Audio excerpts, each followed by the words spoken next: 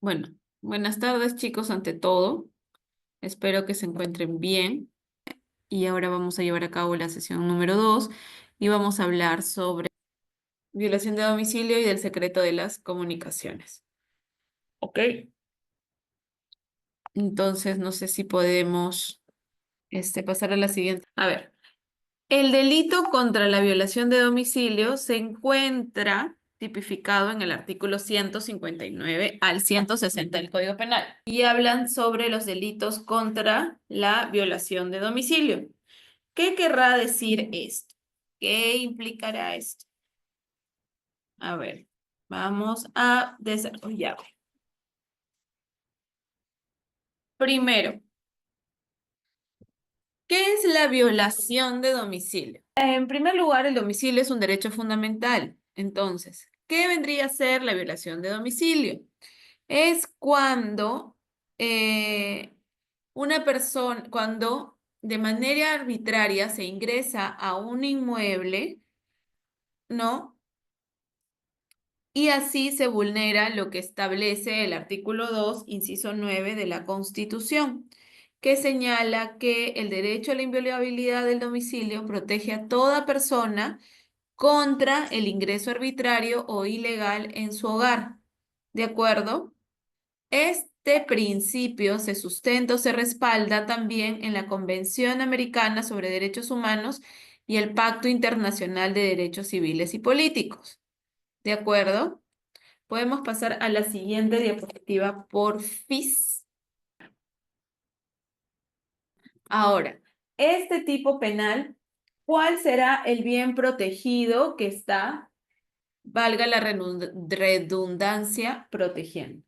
Ahora, para ordenarnos, primero tenemos que el artículo 159 del Código Penal establece que el que sin derecho penetra en morada o casa de negocio ajena en su dependencia o en el recinto habitado por otro, o el que permanece ahí rehusando la intimación que le haga quien tenga derecho a formularla.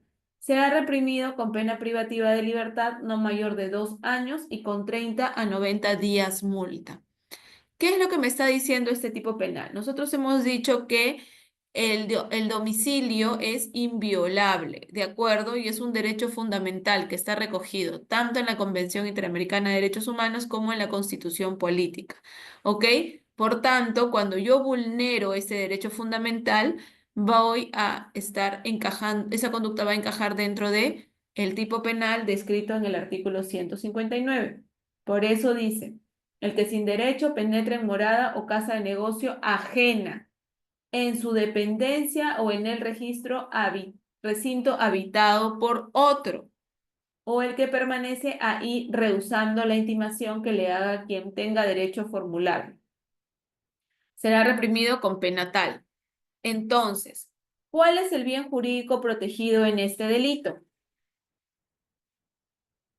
En este delito yo voy a proteger, el bien jurídico protegido va a ser la libertad domiciliaria.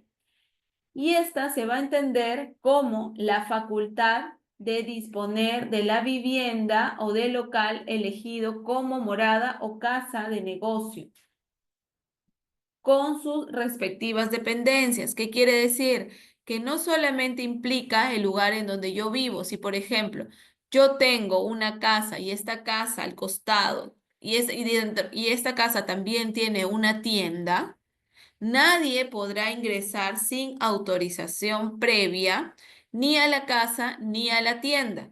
Por eso, el bien jurídico protegido abarca a la libertad domiciliaria, que implica la libertad de disponer tanto del espacio que yo tengo como morada o como negocio y sus respectivas dependencias. ¿De acuerdo?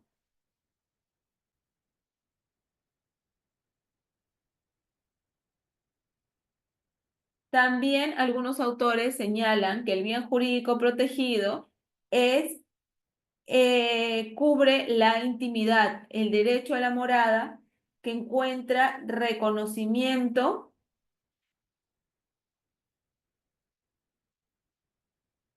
que encuentra reconocimiento como emanación específica del derecho a la intimidad, ¿de acuerdo?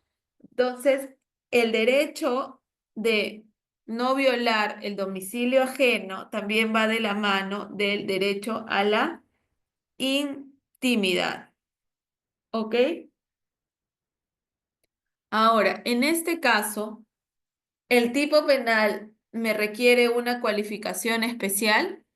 No, no es cierto. Por tanto, el sujeto activo podrá ser cualquier persona que no habite en el inmueble o negocio, ¿ok?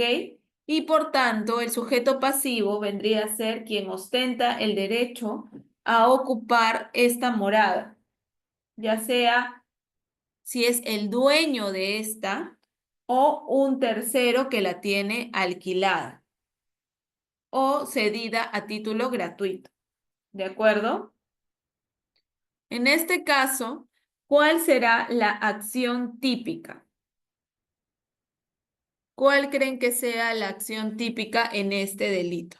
¿Cuál creen?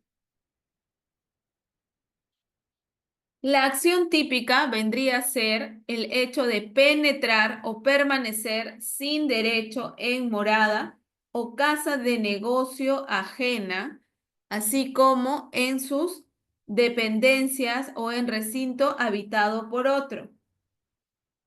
¿Esto qué quiere decir? Que la violación de domicilio va a implicar una injustificada agresión a la libertad personal,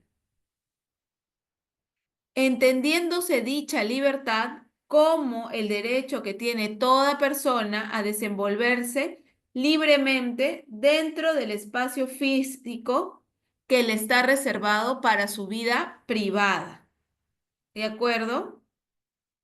Y en donde no debe ser perturbado por la presencia de terceros que no han sido autorizados para ingresar a ese espacio privado o íntimo. ¿De acuerdo? Entonces, solamente voy a violar el domicilio cuando ingreso sin autorización, esto es, cuando perturbo con mi presencia, con la presencia, cuando se perturba con la presencia de terceros, el domicilio del afectado. ¿Ok? Ahora, ahí debemos dejar claro una cosa, que la violación de domicilio implica la introducción de la persona ajena dentro del domicilio sin contar con autorización. ¿Ok? No va a bastar introducir una parte del cuerpo como sería la cabeza, los pies o las manos. ¿Ok? Tampoco perturbar la paz de los ocupantes se da desde afuera, salvo que tengan intención de entrar al domicilio ajeno. ¿Ok? Ahora, el delito de violación de domicilio es una introducción de un tercero sin consentimiento. ¿De acuerdo? Entonces, esta conducta va a requerir el dolo. ¿Qué quiere decir? Que el dolo va a existir siempre y cuando la acción se realice con conocimiento de que quien entra o permanece en la morada ajena ha ingresado sin consentimiento del morador. ¿De acuerdo? Ahora, ¿es un delito de mera actividad? Sí. ¿Por qué? Porque se va a consumar con el acto o con el hecho de ingresar o permanecer de forma legítima dentro del domicilio. No se requiere un daño adicional. Va a bastar con el ingreso a inmueble o negocio ajeno sin autorización y permaneciendo en este. ¿Ok? Y aquí, como hemos señalado, no requiere violencia. ¿Ok? Siguiente diapositiva, por favor.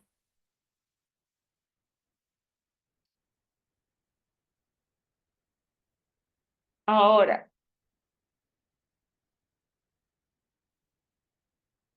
nosotros estamos hablando de la violación de domicilio, pero no hemos hablado de lo más importante.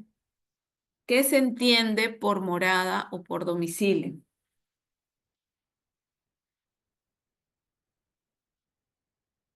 Siendo este el concepto fundamental de este delito. Citando a Muñoz Conde, vamos a decir que la morada, o se va a entender como morada, al espacio cerrado en parte abierto, separado del mundo exterior, que evidencia la voluntad del morador de excluir a terceras personas y que está destinado a actividades propias de la vida privada, propia o familiar. ¿Ok? En dicho concepto de morada se van a incluir las dependencias, tales como cuadras, corrales, garajes, jardines, etcétera, siempre que estén directamente conectados con la morada, con lo que habría que entender que la entrada indebida en ellas constituye un delito de allanamiento de morada. ¿Ok? Entonces, estamos claros del tipo penal de violación de domicilio, en el que tenemos que se va a configurar el delito cuando se ingresa o se permanece en un inmueble de un tercero al que hemos ingresado sin previa autorización. ¿Ok? Siendo su bien jurídico protegido la libertad domiciliaria. ¿De acuerdo? No teniendo una cualidad especial, por tanto, el sujeto activo es cualquier persona y el sujeto pasivo vendría a ser quien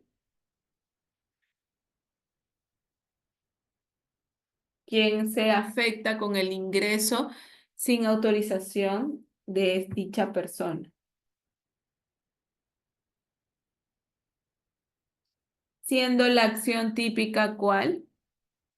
La introducción o permanencia en el lugar privado sin autorización. ¿De acuerdo?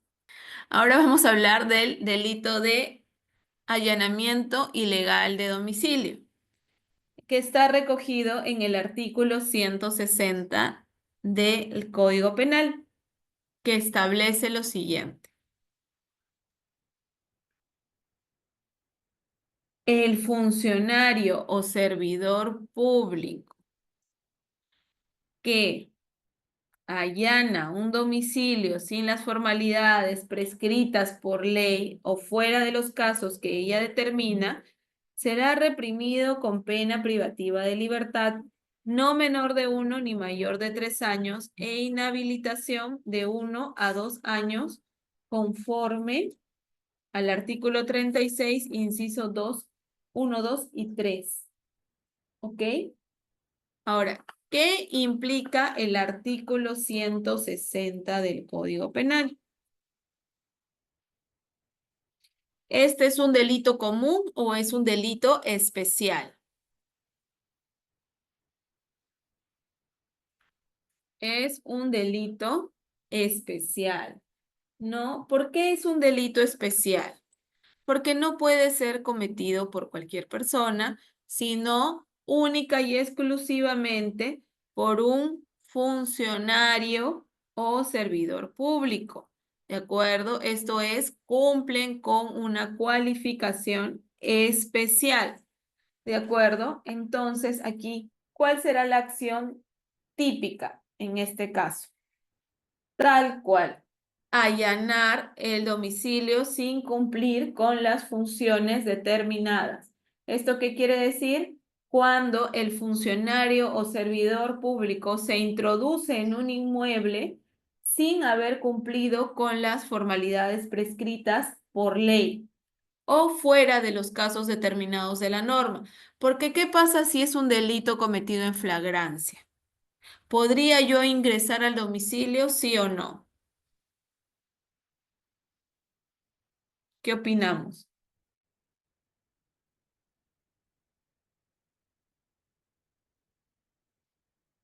Sí, ¿no es cierto?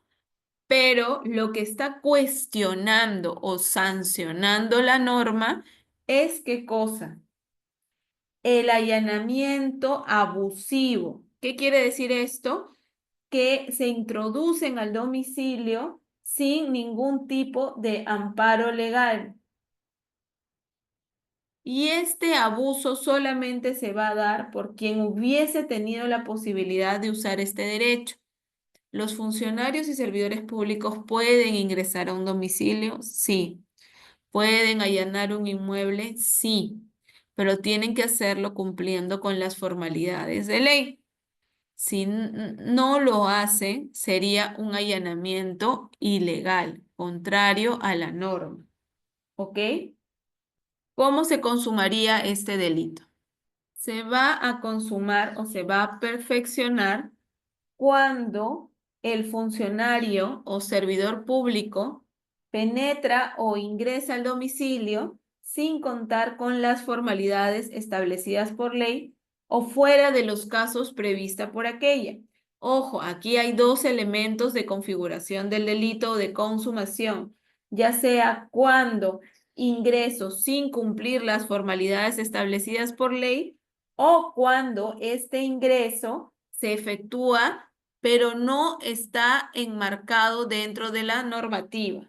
Ojo, por ejemplo, ¿qué pasa si un funcionario público ingresa a un domicilio sin la orden judicial correspondiente?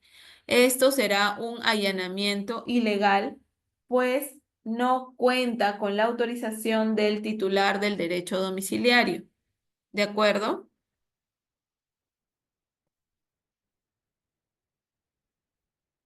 Ahora, esta conducta requiere, ¿es dolosa o culposa?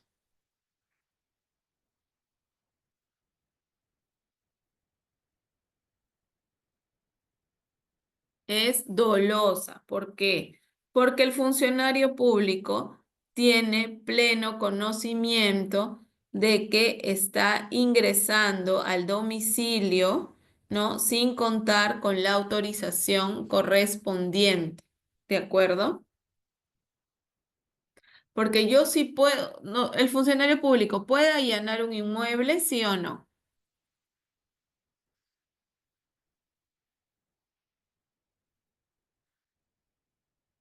Sí, ¿no es cierto? Pero tiene que hacerlo observando las formalidades de ley, ¿de acuerdo? Ahora, es un delito de mera actividad. ¿Por qué?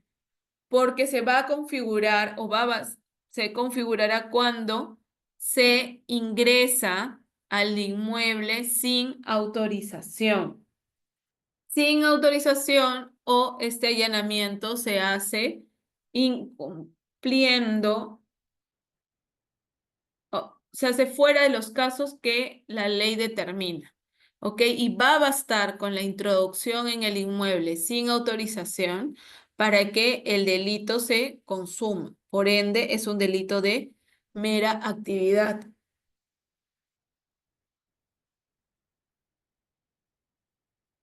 Perdón, y como ya dijimos, solo podrá ser cometido por un funcionario o un servidor público, ¿de acuerdo? Pueden pasar a la siguiente diapositiva, por favor. Acá estamos hablando de la inviolabilidad de domicilio y la inviolabilidad del domicilio más legalidad en la actuación de la autoridad. ¿Qué quiere decir esto? Una cosa es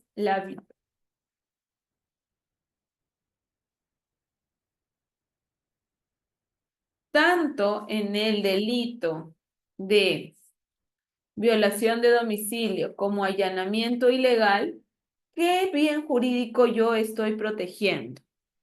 Estoy protegiendo el bien jurídico de libertad domiciliaria, ¿de acuerdo?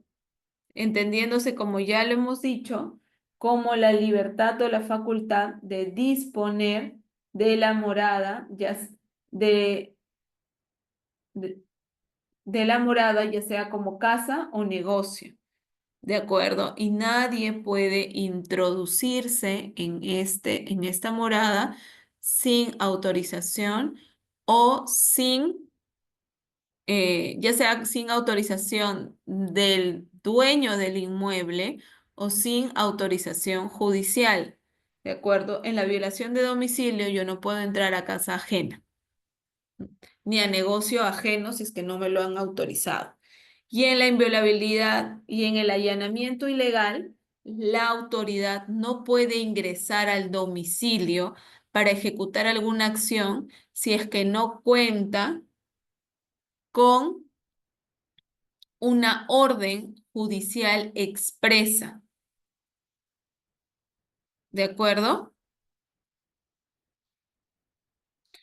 Entonces, tenemos que tanto en el delito de violación de domicilio como en el de allanamiento ilegal de morada, ¿no? Voy a proteger ¿qué cosa? El derecho a la intimidad, el derecho a la privacidad y seguridad de su morada o en su morada, ¿ok?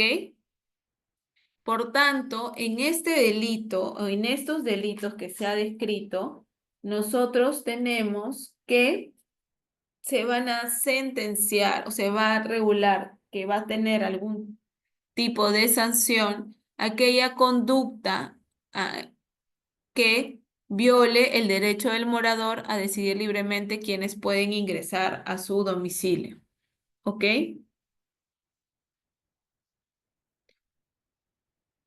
Y en este caso debemos tener claro que en este tipo de delitos se debe tener en consideración la definición de domicilio y las excepciones a la inviolabilidad del domicilio. En ese sentido, nosotros no podemos entender la definición constitucional de domicilio desde los términos descritos en el Código Civil, sino que debemos entender, en palabras de Vidar Campos, al domicilio como la morada destinada a la habitación y al desenvolvimiento de la libertad personal en lo concerniente a la vida privada, ya sea cerrada o abierta parcialmente, ya sea de forma móvil o inmóvil, ya sea de uso permanente o transitorio. En ese sentido, en el ámbito constitucional, el domicilio debe ser entendido de manera amplia. En ese sentido, a ver, por ejemplo, la habitación de un hotel en la que yo me estoy quedando, ¿podría considerarlo como mi domicilio, sí o no? ¿Por qué sí, Valeria? Porque no importa el tamaño, si es solo un cuarto, si es un departamento, si es una casa, sino si te sientes, si estás en privacidad y tienes seguridad, ¿consideras que es tu morada? ¿Algo así? Sí, es correcto. Es correcto lo que dice Valeria. ¿Ok? Pero ¿qué va a pasar, por ejemplo, si hay un delito en flagrancia? Si hay un delito en flagrancia, yo puedo, como autoridad competente, ingresar al domicilio sin tener orden judicial, sin haberle pedido permiso a la persona, sin contar con autorización de nadie más que de Dios. ¿Sí o no?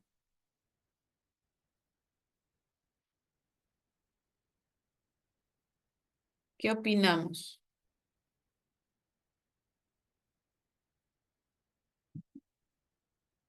¿Por qué no? Es un delito en flagrancia.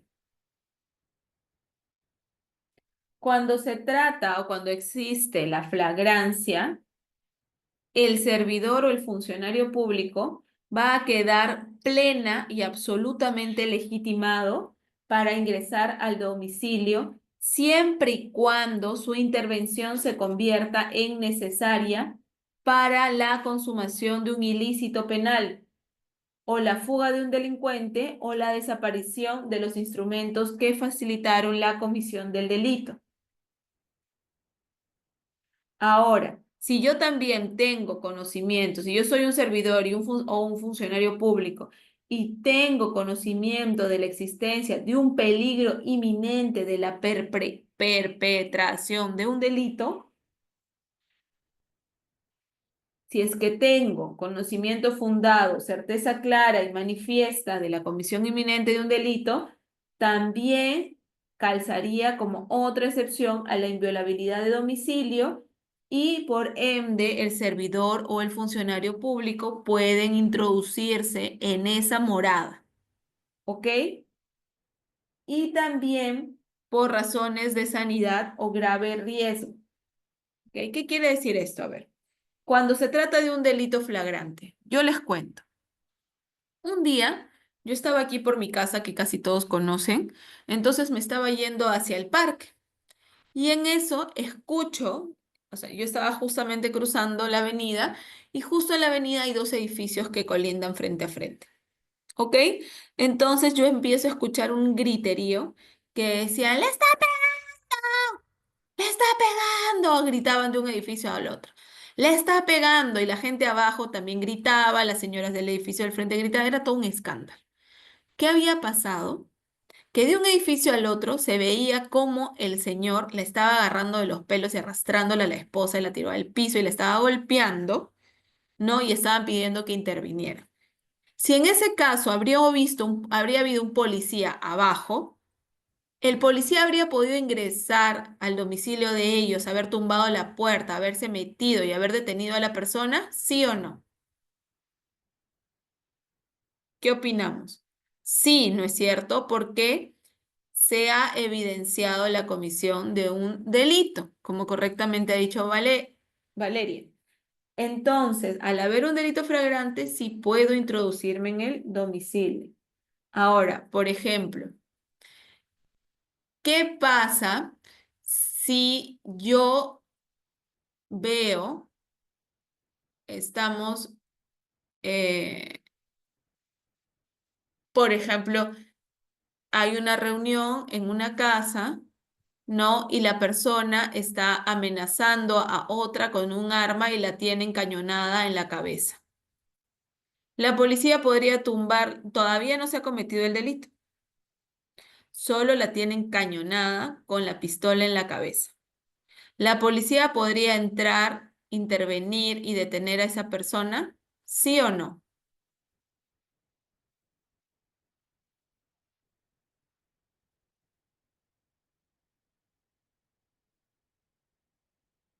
En ese ejemplo, cualquier persona puede ingresar igual a proteger a la mujer, ¿verdad? Protegerle y golpear al otro contaría como legítima defensa. No, no contaría como legítima defensa. Lo que tú puedes hacer ahí es alegar el arresto ciudadano. Pero ahí justamente hay una línea muy delgada en el tema de la detención de esta persona, ¿no? Porque como están dentro de su domicilio, lo que sí podrías alegar es que al haberse configurado un delito y no encontrarse la autoridad competente, en salvaguarda de la vida de esta persona, sí decidiste tumbar la puerta y rescatar a esta señora que estaba siendo maltratada. ¿De acuerdo? Ese podría ser tu argumento de defensa. Ahora, ¿cuál es la otra pregunta? ¿Qué pasa si yo, por ejemplo, visualizo desde mi balcón que una persona está apuntándole en la cabeza a otra? La policía podría ingresar a ese domicilio y detener a la persona que está amenazando o que tiene encañonada a la otra parte. Ojo, todavía no le ha disparado, no le ha golpeado, solamente la tiene con la pistola en la cabeza. ¿Podría o no podría intervenir el funcionario o servidor público? Sí, sí podría intervenir porque hay un peligro inminente de la perpetración de un delito. Porque puede que esta persona le dispare, como puede que no. Pero ¿qué tal si sí le dispare y yo no hice nada? Entonces, hasta este peligro inminente sí puede introducirse el funcionario o el servidor público sin contar con ningún tipo de autorización judicial. ¿De acuerdo? La siguiente, por favor.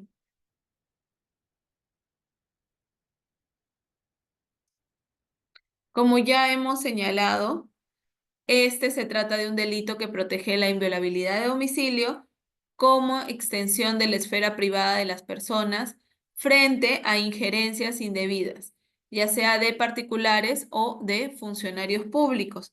Y como ya hemos señalado, tanto el delito de violación de domicilio como allanamiento ilegal,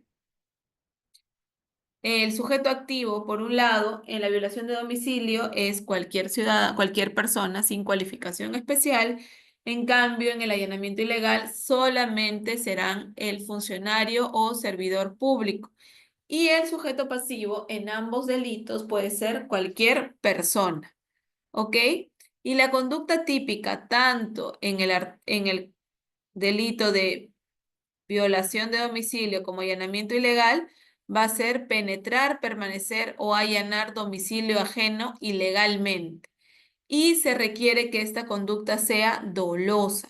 ¿Qué quiere decir? Que yo tenga el conocimiento pleno y la absoluta voluntad de poder afectar el derecho a domicilio de la persona, ya sea introduciéndome de forma ajena, conforme lo establece el artículo 159, o ya sea introduciéndome en el inmueble para allanarlo sin ningún tipo de orden judicial o autorización que así me lo señale y sin recaer en los supuestos de flagrancia, perpetración de un delito o peligro inminente, perdón, flagrancia, peligro inminente de la perpetración de un delito o sanidad o grave riesgo. ¿Ok? Podemos pasar a la siguiente, por favor.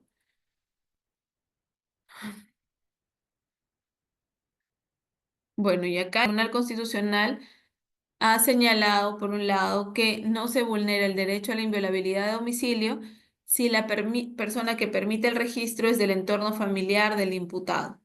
Y no todo exceso a una intervención policial constituye una violación de domicilio. ¿Por qué? Como ya les he señalado, puede recaer en estos tres supuestos de flagrancia, peligro inminente o sanidad o grave riesgo. ¿Ok? La siguiente, por favor.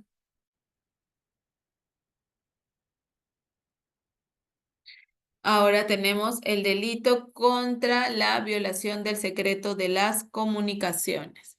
¿Qué establece este delito? Ahora, la Constitución establece claramente que toda persona tiene derecho al secreto y a la inviolabilidad de sus comunicaciones y documentos privados. Y esto se encuentra respaldado en la Convención Americana de Derechos Humanos. ¿Ok?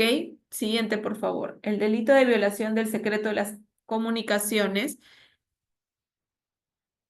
se encuentra descrito en los artículos 161 al 164 del Código Penal. ¿Ok?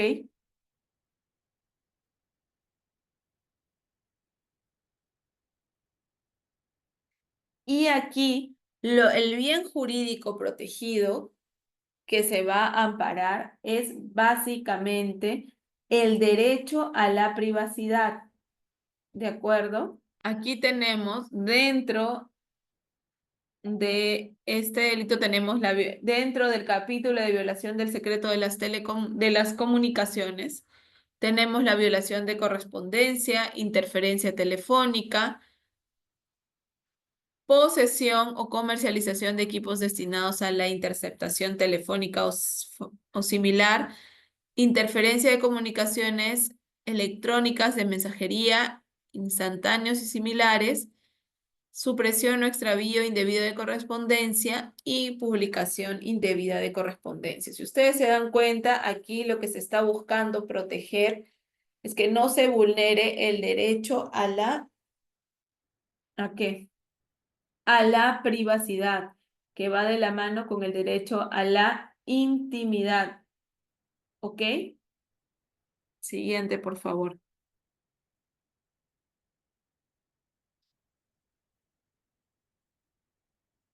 En este caso, los elementos constitutivos de los delitos van a ser la interceptación, la divulgación y el aprovechamiento. En cuanto a la interceptación, va a ser aquello de, va a implicar la captación sin autorización de comunicaciones privadas. Lo más famoso o lo más conocido, el chuponeo. ¿Ok? Luego la divulgación, que va a ser difundir ilícitamente comunicaciones o documentos reservados, como por ejemplo en el caso de nuestra flamante presidenta, que estaban divulgando sus conversaciones con su cosito, ¿no? Con sus mensajes de amor. Ahí estarían vulnerándose su derecho al secreto de las comunicaciones, ¿sí o no? Es una conversación que se da en el ámbito privado. Yo entiendo que lo han hecho para poder acreditar de que ella se hizo las cirugías y de abandono, y hizo un abandono del cargo y demás. Pero lo cierto es que son unas comunicaciones que se dan en el marco de su privacidad, entonces no deberían ser divulgadas. Y aprovechamiento, utilizar en beneficio propio información obtenida ilegítimamente. Lo que hacían en la época de Fujimori y de Montesinos, ¿no? Que interceptaban las comunicaciones y luego chantajeaban a las personas con lo que habían hallado en estas interceptaciones telefónicas y obtenían dinero de estas, ¿no? Siguiente, por favor.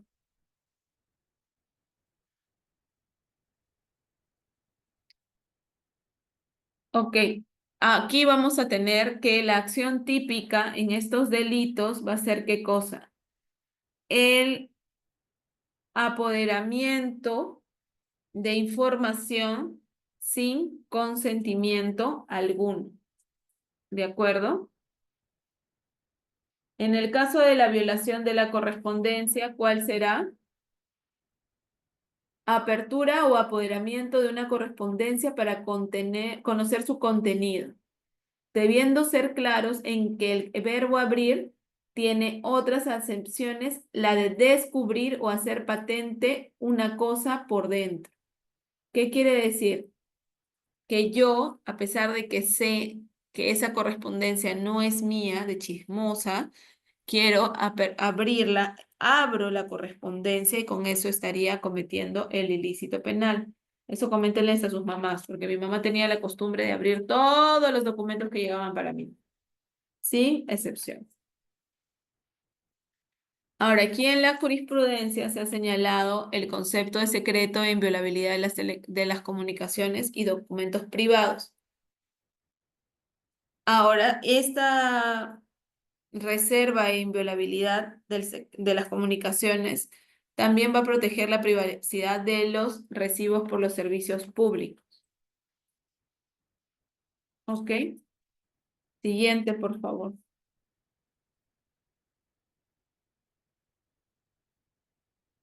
Ahora, nosotros en este capítulo que estamos viendo, derechos fundamentales que están vinculados con la esfera privada de las personas.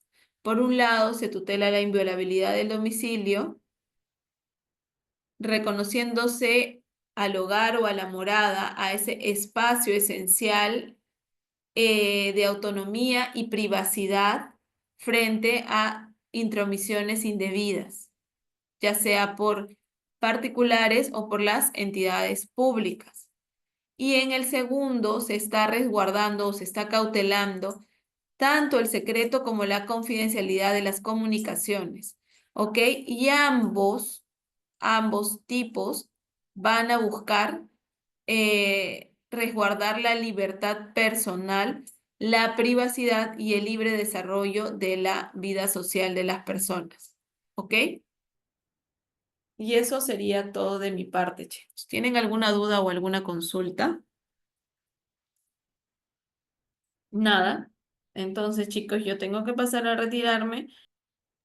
Gracias, Tati, todo clarísimo. Muchas gracias, chicos, por participar en nuestra sesión. Un abrazo, cuídense.